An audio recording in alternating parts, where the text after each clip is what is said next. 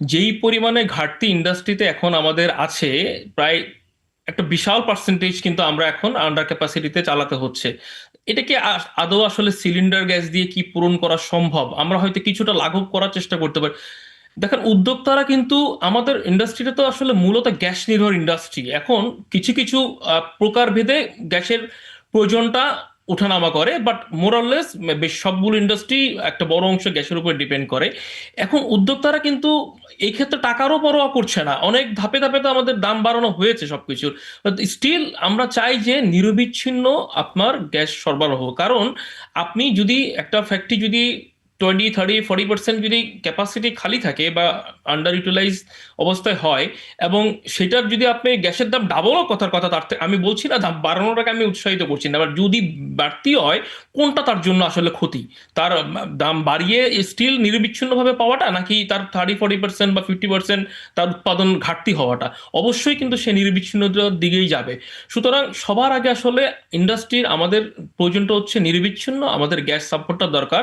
এবং সেটা আসলে এই ধরনের আপনি একটি দুটো, আমার মনে হয় এই ধরনের উদ্যোগে আপনি পুরোপুরি সাপোর্ট দিতে পারবেন না। এবং সেটা কিন্তু সরকার অ্যাকনলেজ করছে। আমি ওই ওই ওই দিকে যাচ্ছি না। কবে থেকে হয়েছে, কিভাবে হয়েছে, আমরা সবাই জানি, এটা আমরা সবাই ডেলি বলছি। বাট চেঞ্জটা তো দরকার, আমরা তো এই চেঞ্জটার জন্যই অপেক্ষা করছি। এখন চেঞ্জটা তো এখন হতে হবে। অতীতে ভুল করেছি, ভুলের মাসুল এখন আমরা দিচ্ছি। বাট আমরা সারা জীবন তো দিতে পারি না। আমি আমি যদি সারা জীবন দিই, আমাদেরকে তো টিকতে হবে। তো টিকবেন কিভাবে আপনি? আপনার স্যালারি পে করতে হবে, আপনার বিল পে করতে হবে, ট্যাক্স ভ্যাট পে করতে হবে। তো আপনি এগুলো তো ইনকাম করে পে করবেন, ব্যাংকের ইন্টারেস্ট পে করতে হবে। সুতরাং এই সাপোর্ট, এনার্জি সাপোর্ট ছাড়া তো আপনার ইন্ডাস্ট্রির চিন্তা করা তো আসলে কল্পনার বাইরে। এখন আপনি যদি দেখেন রিনিউয়েবল এনার্জি সহ আমরা আরো বেশ কিছু ব্যাপারে কথা বলতে পারি। আমি একটু ভিন্নভাবে একটা সাজেশন বা আমার একটা মতামত দিতে চাই। সেটা হচ্ছে, আমাদের ফর এক্সাম্পল হতে পারে যে আমরা তো সার, অবশ্যই খাদ্য সিকিউরিটি সবার আগে, এখানে কোনো কম্প্রোমাইজ নাই, দেন আপনার এনার্জি সিকিউরিটির কথা আসছে।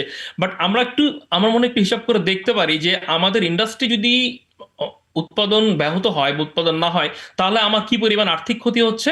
এবং আমরা যদি সারও চেষ্টা করে দেখতে পারি যে আমরা আমদানি করি, তাহলে আমাদের কি পরিমাণ আর্থিক ক্ষতি হয়েও আমরা প্রয়োজনটাতে মেটাতে পারবো, বা আমরা ইন্ডাস্ট্রিতে গ্যাস না দিলে তার সেই প্রয়োজনটা মেটাতে পারছি না। এই একটা ব্যাপার দেখতে পারি। 5টা কারখানার মধ্যে তো 4টাই বন্ধ হয়ে আছে, তো আর কি করবে? অবশ্যই এটা তো পরিপূর্ণ না। আমি বলছি যে আমাদের সম্মিলিত উদ্যোগ নিতে হবে। শুধু আপনি একটা সাইড দিয়ে সিলিন্ডার দিয়ে ব্যাপারটা হবে না। আপনার আমদানি নীতি যেরকম আপনাকে ঠিক রাখতে হবে, যে আপনার আসলে আমদানি ছাড়া। ইতিমধ্যে কিন্তু গ্রামাঞ্চলে সারের সংকট প্রকট থেকে প্রকটতর হচ্ছে। আর আমরা এই যে দোষারোপের রাজনীতি, এই দোষারোপের সংস্কৃতি, আগে যাও, আগে তো ভুল হয়েছেই, আগে তো খারাপ কাজগুলো হয়েছেই, কিন্তু ওইটা ছুঁড়ে ফেলাচ্ছে। এখন কি করার সেটা মানে ঘুরে দাঁড়ানোর একটি জায়গা লাগবে। তো আমরা তো সবসময় শুধু ওই চর্বিতে চর্বণ, মানে ওই দোষারোপ দোষারোপ, এই দোষারোপ সংস্কৃতি, এখান থেকে তো বেরিয়ে আসতে হবে। যে আমরা অতীতে যেহেতু পুরোপুরি আমদানি নির্ভর, বিশেষ করে এলএনজি 2018 পর থেকে আরো একদম পুরো ডিপেন্ডেন্ট হয়ে গেছে, এখনো যদি আমরা সে পথে হাঁটি শুধুই, তাহলে অবশ্যই সেটা তো আসলে আমাদের জন্য মঙ্গলকর হবে না। আমাদের আলোচকরা অলরেডি বলেছেন যে সবাই গ্যাস পায় বঙ্গোপসাগরের আশেপাশে, আমরাই শুধু পাই না। বাট মানে এটা এটা হাউ পসিবল? আসলে এত এত বড় আমাদের জলসীমা, আমরা রাইট। আসলে কি প্রপারলি, আমরা কি টেন্ডার দিয়ে প্রপারলি, আমরা কি সঠিক নীতি প্রণয়ন করে, কি আমরা দরপত্র আহ্বান করে, কি ব্যবস্থাপনা করে কি আসলে দেখেছি? আমার মনে হয় এখানে আমাদের এটা দেখার ব্যাপার আছে।